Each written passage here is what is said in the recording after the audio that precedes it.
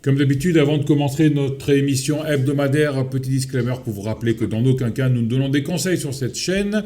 Petit rappel sur la boutique de Pépitor avec le salon MTT et les vidéos de Tradosaur. Et on finira par un rappel du séminaire virtuel du 17 au 26 avril. Petit à petit, on va un peu dévoiler comment ça se passe, les intervenants et comment tout ça va s'organiser. Et on se retrouve tout de suite avec notre invité de cette semaine, c'est Olivier Laros Trading.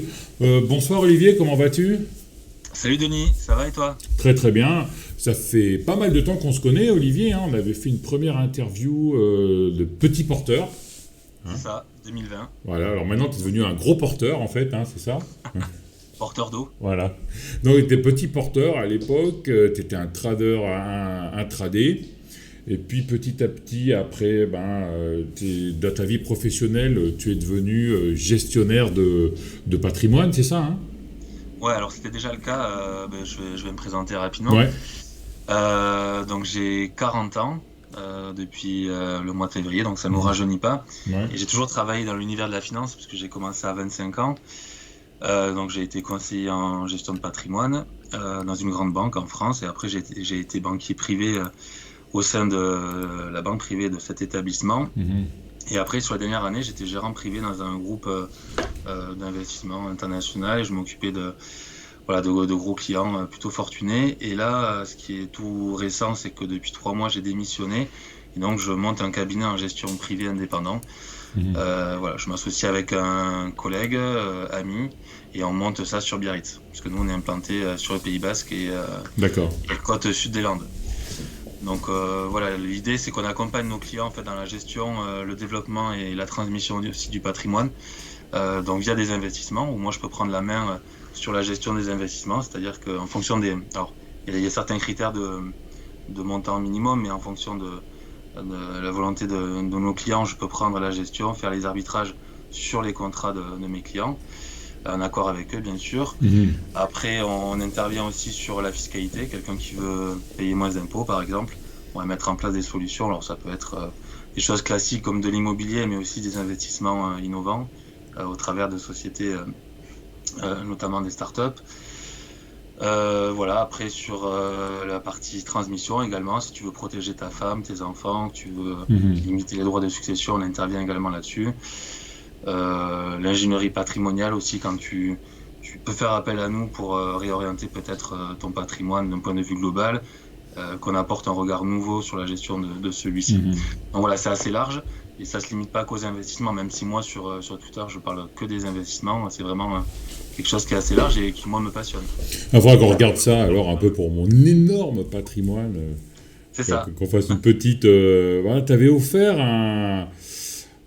C'était au dernier, ces dernières saisons de jeux Pépitor, c'était un bilan de patrimoine, c'est ça? Exactement, Ouais. ouais, c'est tout à fait. Ça c'est en règle générale, nous c'est comme ça qu'on procède, c'est-à-dire qu'on fait d'abord un premier rendez-vous en physique principalement, mais ça peut se faire aussi en visio quand les gens sont pas Mhm. sur place, où on fait d'abord une étude du patrimoine de notre client ou du prospect, et après, bien sûr, il faut voir en fonction des besoins des clients, de ses objectifs à moyen et long terme.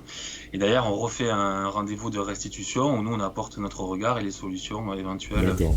sur sa situation. Ok. Ça se fait toujours en 2 étapes. Ok. Donc aujourd'hui, intéressant, c'est pour ça que le sujet, c'est un peu investir et ou trader. C'est parce qu'on a en face de nous Olivier qui est un trader actif, un tradé, hein, ou même un peu swing. T'es plutôt un tradé, hein, toi. Ouais, plutôt intraday. Alors là, je traite beaucoup moins, je partage moins d'ailleurs sur Twitter depuis quelques mois parce que faute de temps par rapport à ce projet-là.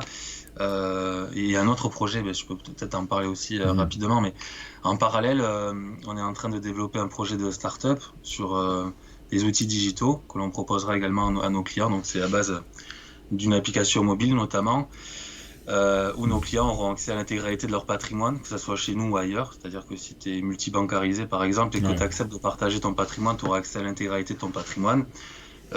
Nos clients auront également accès à des offres privilégiées de nos partenaires, que ce soit immobilier par exemple ou sur la crypto-monnaie, ce genre de choses. Ça, c'est pour la partie client. Et nous, après, sur la partie CGP, ça nous permettra aussi de mieux travailler avec nos clients. Et l'idée de ce projet, c'est qu'en fin d'année, en fait, on vise une levée de fonds pour après le commercialiser auprès des conseillers indépendants. Là, on est accompagné par une entreprise là-dessus. Alors, il y a d'autres idées, mais je peux pas tout expliquer parce qu'on est 3 sur le projet. Il y a un développeur, plus Mickaël et moi, qui avons le projet de cabinet en gestion privée. Mais voilà, c'est pour l'instant Très intéressant. Potentiel, mais c'est super intéressant, franchement. Moi, ça me plaît. Ok, donc en revenant à nos moutons, investissement ou trading. Alors toi, t'as plutôt été un trader à tes débuts et puis maintenant tu fais un peu les deux. Ou l'investissement c'est juste pour dans ton milieu professionnel. Alors non, j'ai toujours séparé les deux. Moi, j'ai commencé le trading en 2004. Alors forcément au début avec un petit capital, d'où le fait que je sois un trader actif. Après, j'aime aussi quand il y a de l'action et que ça bouge, donc ça fait partie plutôt de ma personnalité. Ouais. Et ça m'a jamais trop quitté, donc j'ai toujours été un trader actif. Après, par contre, dans le cas de mon activité, c'est pas du tout la même approche, puisque là, on est sur une approche moyen et long terme, et je peux forcément pas prendre les mêmes risques que je prends avec mon capital. Et là, aujourd'hui, pour répondre à ta question, bon, j'ai moins de temps, donc je suis moins actif. Mais c'est aussi parce que les conditions de marché sont moins propices qu'il y a quelques temps. C'est un peu plus compliqué, notamment en intraday. Donc, j'ai une taille de position qui est réduite aujourd'hui. J'ai plutôt, on va dire, 2 tiers de mon capital sur de l'investissement, moyen et long terme, et 1 tiers dédié au trading. Et encore sur ce tiers-là, voilà, c'est raisonnable. J'investis pas 100% de ce tiers dans mon trading. C'est-à-dire que c'est avoir un capital au cas où il faut rentrer fort sur un truc. D'accord. Et à ton avis, est-ce que le montant de son patrimoine est important sur l'intraday ou sur l'investissement? C'est ce que disaient souvent Mika et Ben, en fait. C'est Ben devant qui dit ça. Il dit de toute façon, moi...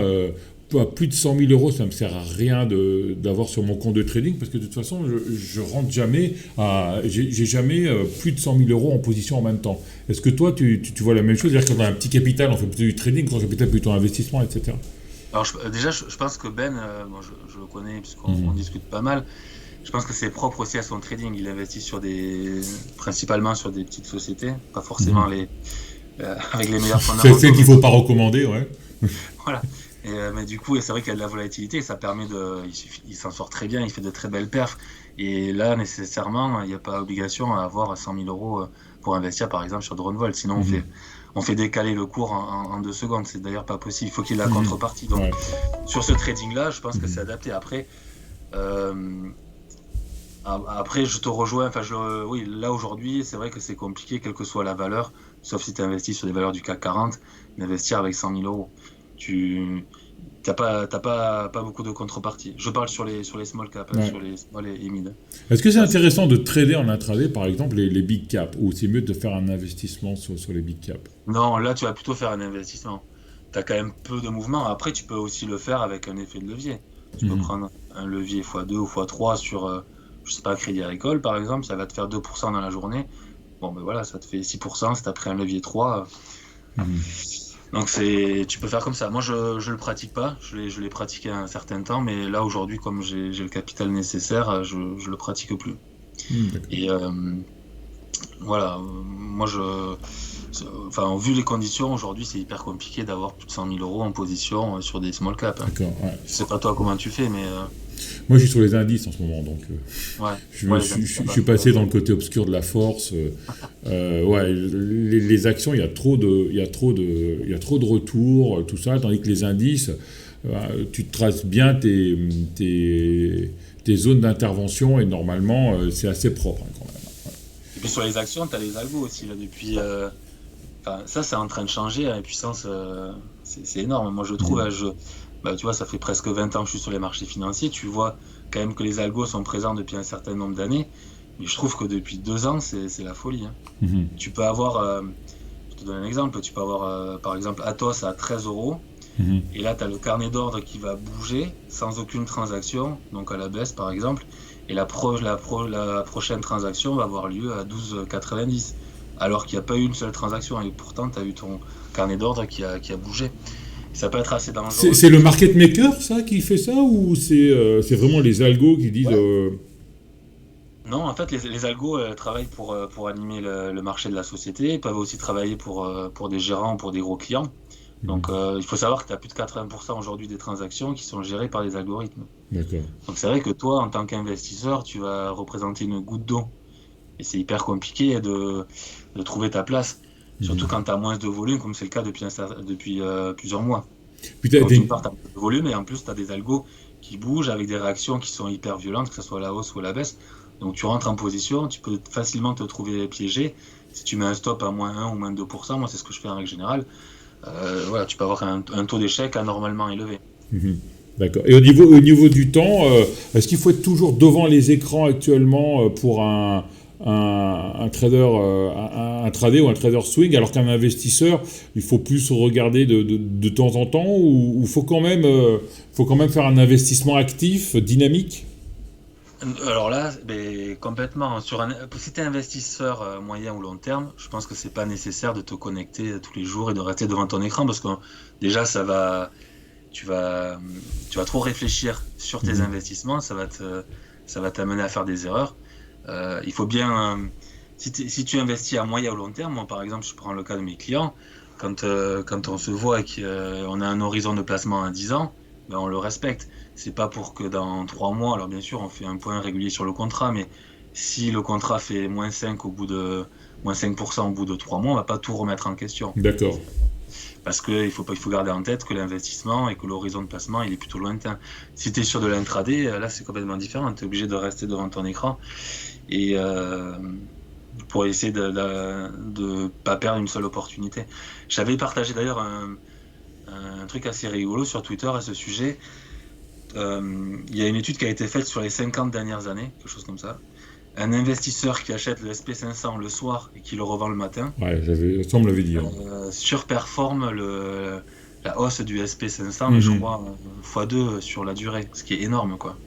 Avec, Et ça, c'est purement technique, hein. ouais, tu vois, là, t'as même pas besoin d'être trader professionnel. T'achètes le soir, tu fais les indices, t'achètes ton SP500, tu le revends le lendemain à l'ouverture. Bon, après, il y a des années qui sont meilleures que d'autres, mais c'est assez surprenant. Ouais. Donc, c'est pas forcément, en fait, en étant plus actif, que tu vas être un meilleur trader. Au contraire, parce que tu vas générer aussi la psychologie, qui est hyper important dans ton trading. Tu peux être un bon trader, mais pas discipliné ou avec des émotions trop fragiles.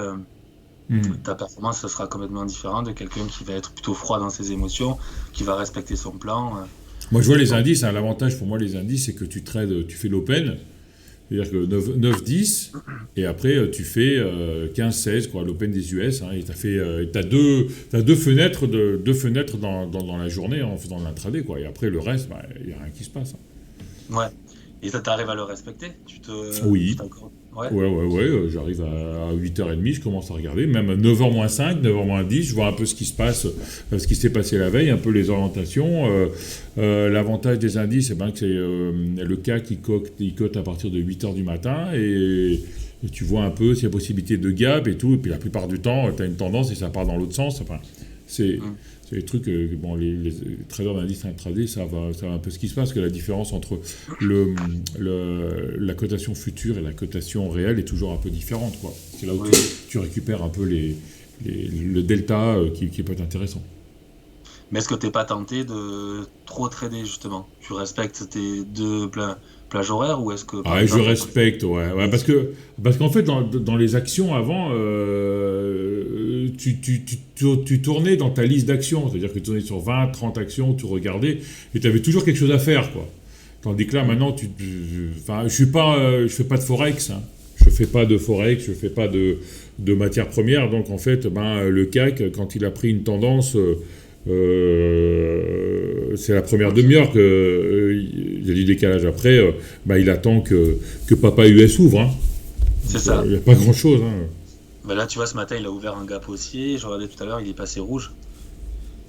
Dans ce que j'allais dire, peut-être dans 90% des cas, je dirais une bêtise, mais dans la plupart du cas, c'est quand il ouvre en gap, il vient fermer son gap dans la journée, quoi. C'est déjà un bon trade. Au niveau des stop-loss, tu te dis, en investissement, tu es capable... est-ce que tu mets déjà des stop-loss Alors, et... un investissement, non. Tu vois, moi j'ai un portefeuille plutôt swing moyen terme, mais qui est pas hyper alimenté. Là, je mets pas de stop. Je le Mhm. regarde. Des fois, je le regarde même pas de la journée. Je le regarde le soir ou le matin.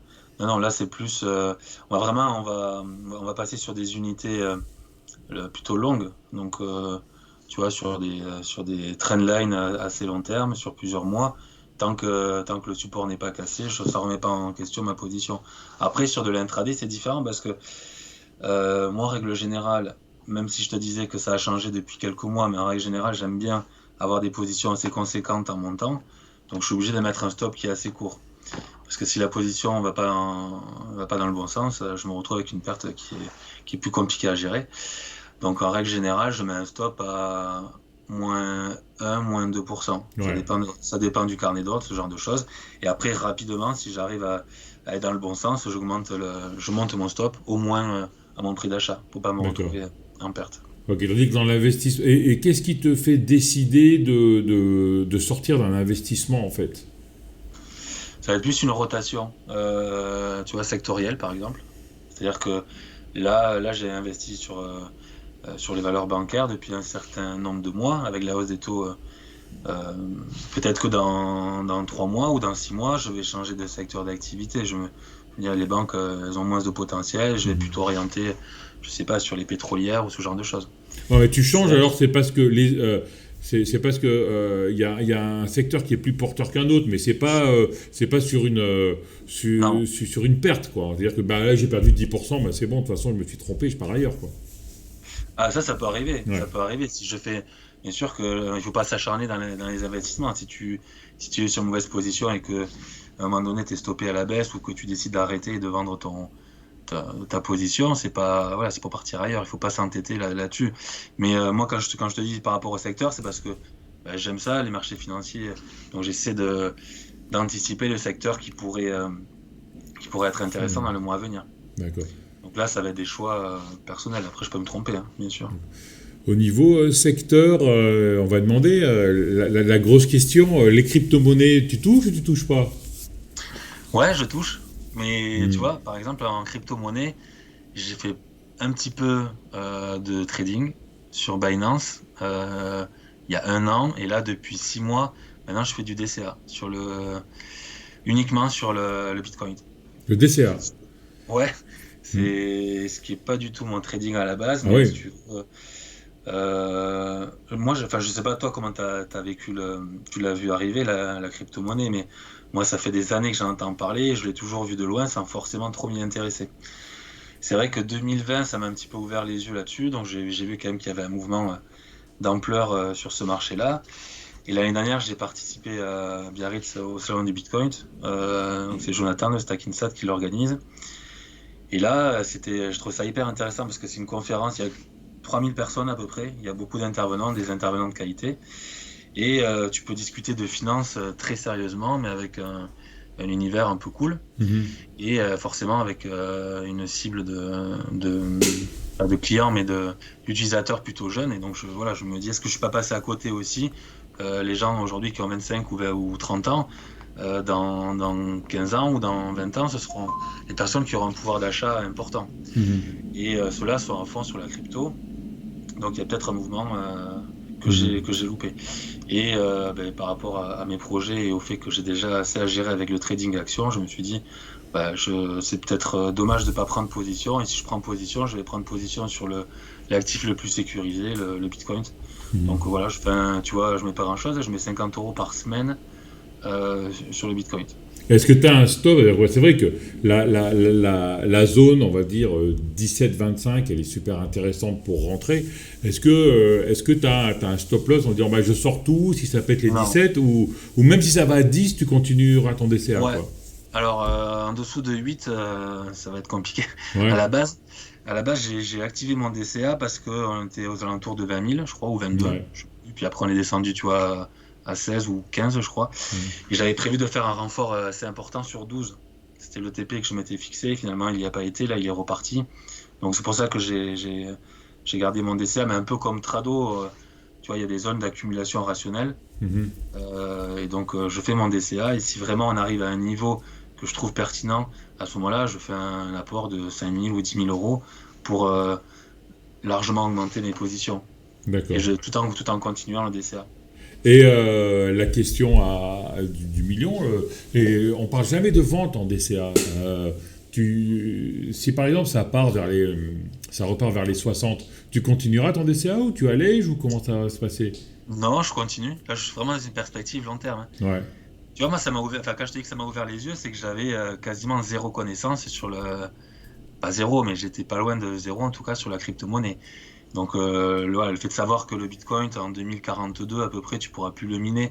Mhm. Forcément, les actifs que toi, tu vas détenir aujourd'hui en portefeuille, sauf si bien sûr le système n'est pas adopté massivement, mais si c'est le cas, en tout cas, ils vaudront un peu plus cher parce que tu n'auras pas de création nouvelle de Bitcoin. Mhm. C'est complètement différent de la monnaie européenne, par exemple, ou du dollar, où Ou on fait marcher en l'imprimante période quand tout va mal. voilà, quand tu es en Enfin, quand période certaines choses vont mal. Mhm. c'est ça. Tu actives la planche à billets, mais du coup, ça va, ça va être des avantages du portefeuille que toi tu possèdes, parce que tu vas perdre un peu de valeur. Là, sur le Bitcoin, ce que je trouve intéressant, c'est que ça sera pas le cas. Donc non, moi, j'ai pas du tout de perspective de le vendre. Simplement renforcer si on arrive sur des niveaux que je considère intéressants. Après, je t'ai parlé de 8000 parce que tu as une grosse zone que je trouve entre 10, 12, voire 9. Au-delà, je pense que ça peut vraiment remettre en cause la tendance Ouais. très long terme. Même s'il est capable de faire des hausses et des baisses de 70% sur des unités de temps Mhm. relativement courtes, ce qui est le cas, là actuellement, pour l'instant, on n'est pas à une remise en cause à très long terme de la tendance. D'accord. Ok. Très bien. T'en as toi des cryptos? Je pense faire un DCA. Je m'étonne un peu. En fait, j'ai pas mal de projets en ce moment. J'ai pas trop de temps de gérer mes investissements, mais ça fait 3 mois qu'il faut vraiment que je fasse quelque chose. J'attendais un creux de marché. Je pense que là, on est dans un retournement. Je vais attendre la confirmation et je vais commencer à rentrer en investissement. Mais en fait, je voulais pas rentrer en investissement avant d'avoir une confirmation du retournement des marchés en globalité. Je pense que là, on est sur des milieux, sur des niveaux clés. Peut-être qu'on va avoir une autre consolidation parce que c'est le seul marché qui surperforme, c'est le CAC. Mais je pense que va bientôt être le moment de rentrer en investissement, quoi. Ouais, là, les 25 Mais 000, ça va moi, je être ne suis pas comme dans la perspective du DCA en disant, pour moi, c'est ce que j'avais dit sur le space, pour moi, le DCA, tant qu'on n'a pas de signe de retournement, faut pas le faire. Alors, moi, je préfère avoir un DCA dans la montée qu'un DCA dans la descente. Bon, on ne sait jamais quand est-ce qu'on a le point bas, mais on a quand même des signes de retournement, la loi de dos, les marteaux, enfin des trucs normalement qui sont assez intéressants. Et à ce moment-là, oui, peut-être dire, bah voilà, j'ai un signe de retournement, je vais rentrer maintenant.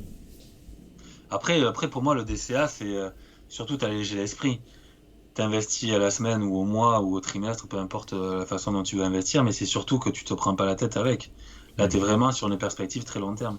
Ouais. Et tu vois, Jonathan, là, qui a Stack Insat, lui, en fait, il a une entreprise où il y a énormément de plans d'achat Bitcoin.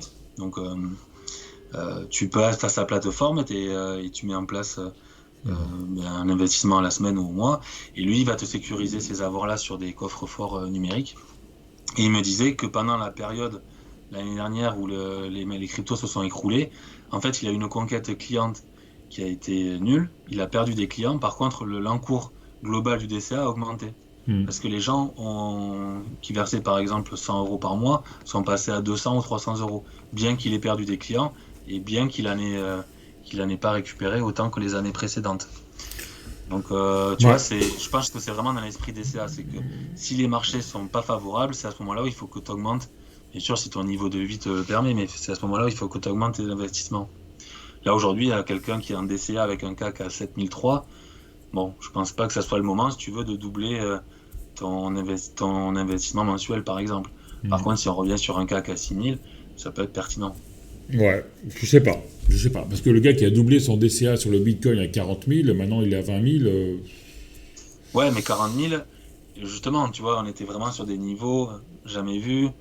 Alors certes, il allait de l'ATH en ATH, mais... Non, mais je veux dire, à la descente, quand on est passé de 60 à 20, quand on est à 40, t'as doublé, quand tu étais à 30, t'as doublé.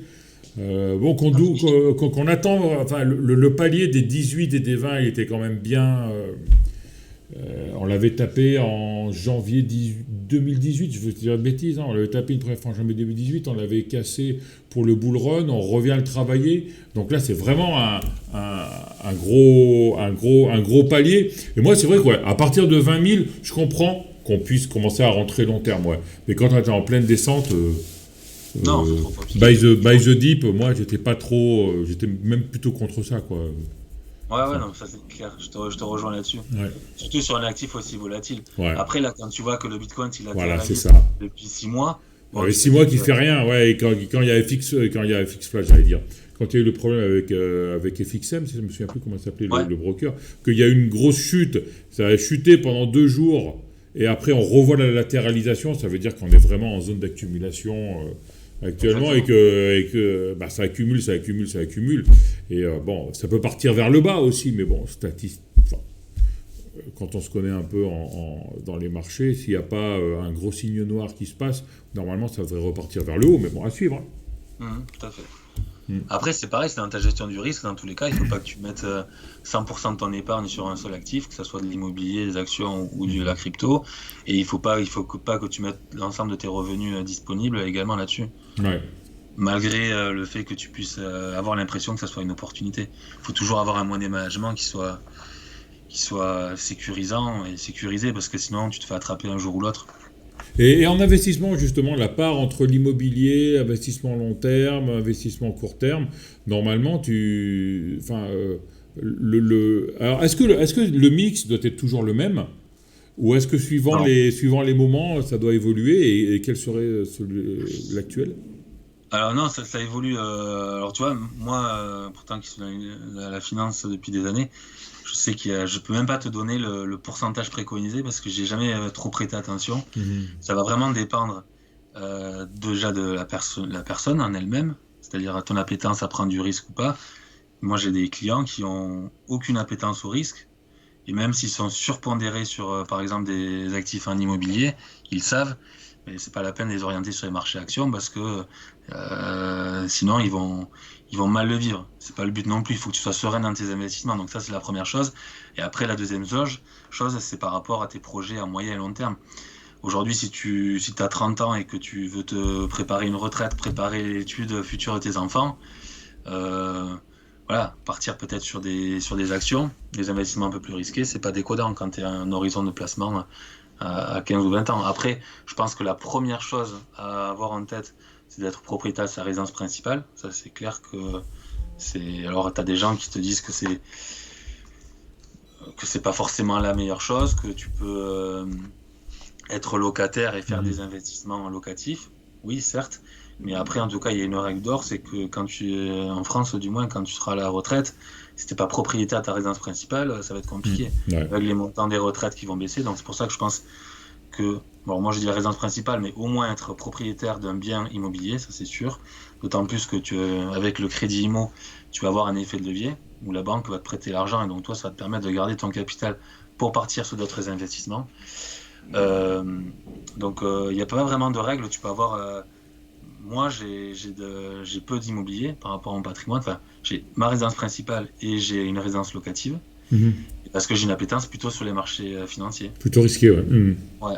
Après, quand je dis peu, la valeur de mon patrimoine immobilier a grossi là, sur les dernières années, notamment avec le Covid. Parce qu'on est une région qui a fortement flambé sur la valeur de l'immobilier. Mais à la base, que je sois du côté de Biarritz ou ailleurs, je serais resté dans ce schéma-là. Je préfère, être actif dans mes investissements. Pour moi, l'immobilier, ça va être quelque chose qui va se gérer de façon pépère. Voilà, ça me correspond. C'est une question d'âge, une question d'âge aussi, ou une question d'appétence de philosophie, en fait, de vie, j'allais presque dire, quoi. Non, je pense que c'est plutôt une question d'appétence. Après, il y a un phénomène nouveau, je trouve, sur la nouvelle génération. Notamment avec les cryptos, tu vois, ils vont plutôt ouvrir un compte chez Binance qu'avoir un livret A. Ouais. L'argent rapide et facile. Voilà. Bon, après, il y a tous les mauvais côtés là-dessus, mais en tout cas, je pense que les mentalités, elles sont en train de changer et que les gens sont aujourd'hui prêts à prendre un peu plus de risques qu'à une certaine époque. Le, la pierre, c'est le meilleur investissement. Ce discours-là, on l'entend de moins en moins. C'est un investissement qui est bon et qui est sécurisant et qui, à long terme, on sait, prendra de la valeur. Mais après, voilà, si aujourd'hui tu as un capital de 10 000 euros et que ton objectif c'est de le faire grossir rapidement, tu vas pas aller sur de l'investissement immobilier, tu vas plutôt aller sur des marchés actions. Donc, non, ça dépend vraiment de la personne et son appétence au risque et surtout aussi de ses objectifs à court terme et moyen terme et long terme. Très intéressant. Ouais. Et avec la baisse des taux, ça devient intéressant encore ça reste toujours intéressant la bourse par rapport à d'autres placements ou pas? Ouais, ouais, ouais. Alors, tu vois, on en parlait hier sur le space de Trade Republic. Aujourd'hui, je pense que fondamentalement, les gérants de portefeuille, parce que moi j'en côtoie pas mal au boulot, et aujourd'hui ils ont une exposition qui est mesurée, c'est-à-dire qu'ils ont énormément de cash, parce qu'il y a un niveau de valorisation sur le CAC 40 notamment qui paraît élevé. Ouais. Maintenant, avec l'inflation que l'on connaît, où est-ce que, en sachant que t'as du cash depuis un certain nombre d'années, qu'est-ce que tu fais de ce cash-là? Soit tu le mets sur un livret qui te rapporte au moins ce que l'inflation, soit tu vas l'investir sur l'immobilier, mais est-ce que l'immobilier, aujourd'hui, avec des taux d'intérêt qui remontent, avec un pouvoir d'achat qui diminue, est-ce que la prochaine, on va pas dire bulle, mais le prochain actif qui va perdre de la valeur de façon assez importante, ça va pas être l'immobilier? Moi, je pense que si. Je pense que l'immobilier, ça va être un peu compliqué dans les mois à venir.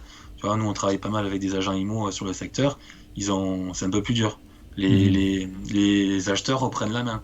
En plein Covid, c'était n'importe quoi. Tu mettais une maison à 1 million d'euros, t'avais 10 personnes qui étaient prêtes à te l'acheter à 1 million d'euros. Parce que pendant le confinement, le but du jeu, c'était d'avoir un jardin, quoi. Ouais. Voilà, il y a eu cet effet-là. Donc aujourd'hui, les gens qui ont surpayé, vu les perspectives, ça va se calmer. Donc aujourd'hui, avec un niveau d'inflation élevé et avec du cash à disposition, je pense que peut-être le meilleur moyen, c'est de continuer à investir sur les marchés financiers, même si tu es sur des niveaux de valorisation qui sont élevés. Après, ce qui est plutôt intéressant aussi, c'est que les entreprises, elles publient plutôt de bons résultats. Toutes les publications, elles sont quand même très souvent supérieures aux objectifs des analystes, avec des dividendes qui sont revus à la hausse, voire des programmes de rachat d'actions. Donc ça, c'est plutôt encourageant.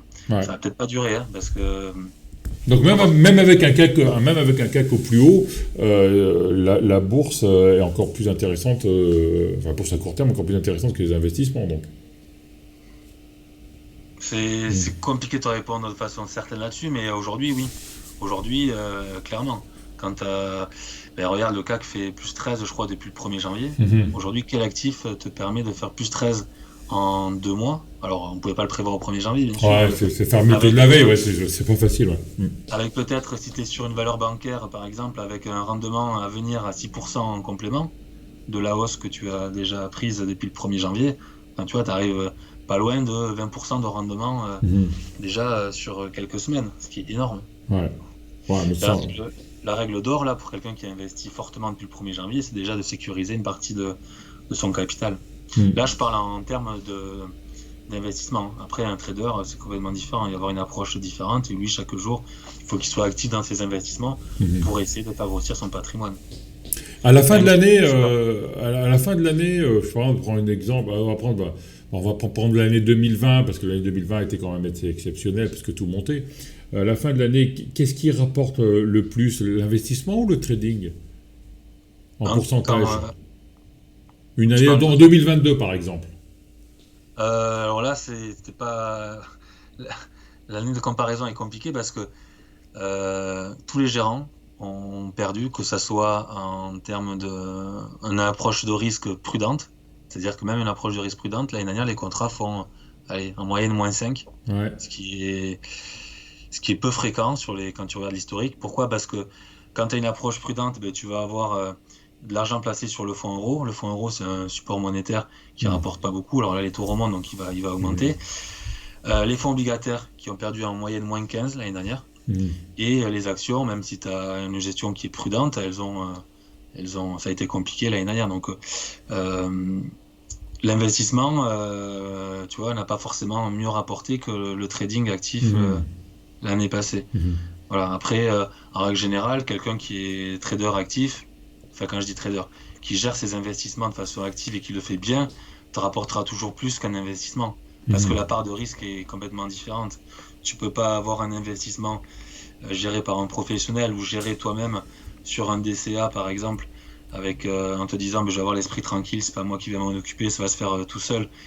Euh, Mes investissements, et là tu peux pas prétendre avoir 15% par an. Mhm. C'est pas vrai, je pense que c'est raisonnable d'avoir entre 5 et 10%, c'est déjà bien, sur des D'accord. bonnes années. Et Mhm. quand tu arrives à avoir 5 ou 6%, et peut-être que le CAC a pris 20% sur l'année. Mhm. Donc un investisseur actif pourra te sortir du 30 ou 40%. Ouais, bon, un bon investisseur actif, hein, parce que tu Un performes bon le track, c'est investisseur. pas facile. Oui, Ok. oui, c'est clair. Ben, un Mika ou un Ben, ils vont te Mhm. le sortir sans problème chaque année. D'accord. Ok, ben Olivier, c'était super sympa de t'avoir connu, enfin, et de te voir en vérité, en fait, hein, parce que les premières interviews qu'on avait fait, on t'avait pas vu. Peut-être qu'avec Tino, on t'avait vu, hein, si je dis pas de Avec bêtises. Tino, ouais. La Ouais, dernière qu'on a faite en fin d'année sur les perspectives 2023. ouais. Là, effectivement, Ouais, bah, parce que je le faisais pas par rapport à mon boulot, simplement, parce que oui. voilà, on a quand même, j'ai des clients d'un certain montant, donc voilà, je suis tenu d'avoir enfin, le secret professionnel bien sûr, mais aussi d'être assez confidentiel dans ce que je fais. Donc j'ai préféré garder mon anonymat pendant un certain nombre d'années, et puis voilà, finalement maintenant je me dis je vais être indépendant, donc je vais faire ce que je veux, D'accord, voilà. Mm. voilà, comme toi. Donc Voilà. la décision a été prise de me révéler au grand jour. Ok, bah super, bah merci, merci Merci à toi, Olivier. Denis. Alors, ben, oubliez pas bah, les produits de la boutique avec Trado, bah, son accumulation rationnelle, si jamais ça vous intéresse. Le salon Mikatino, et puis ben, petit à petit, on va vous annoncer comment va se passer le séminaire virtuel qui sera du 16 avril au 27 avril. Comme d'habitude, si vous avez aimé, ben, mettez un pouce bleu, abonnez-vous à la chaîne, faites sonner la cloche et laissez des commentaires. Merci, ciao à tous, ciao Olivier. Ciao, à bientôt.